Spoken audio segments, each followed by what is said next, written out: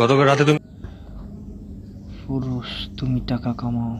টাকাবিহীন পুরুষকে কেউ ভালোবাসে না, না পরিবার, না আত্মীয় স্বজন।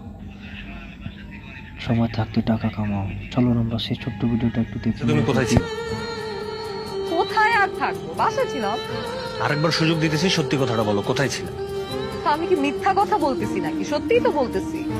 তুমি আমাকে বিশ্বাস করতেছো না? আগে বিশ্বাস করতাম, এখন আর করি না।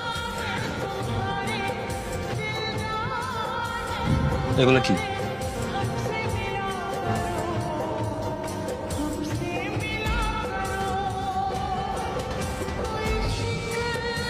তুমি এগুলা কোথায় পেয়েছো? এগুলো আমি কোথায় পেয়েছি সেটা তো তোমার জানার দরকার নেই। কিন্তু এই তুমিই তো আমাকে বলছিলা যে পৃথিবীতে আমার পাশে আর কেউ থাকুক আর না থাকুক, তুমি শেষ পর্যন্ত আমার পাশে থাকবা। এইটার নমুনা। রাকিব, তুমি আমাকে ভুল বুঝতেছো। আমি তোর ভুল বুঝাবুঝি তুই তোর কাছে রাখ।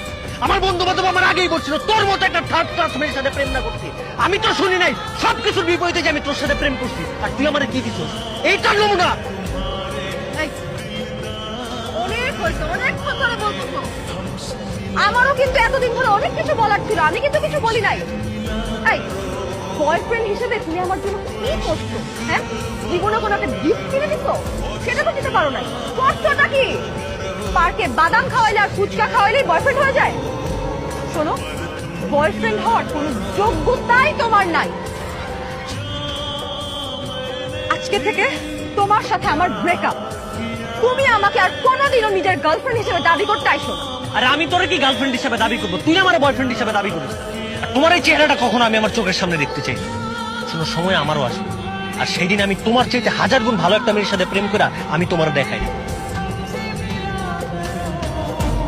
তোমার মতো ফকিরনির সাথে কোনো ফকির কি প্রেম করবে? কোনো ভালো মেয়ে প্রেম করবে না, বুঝো নাই?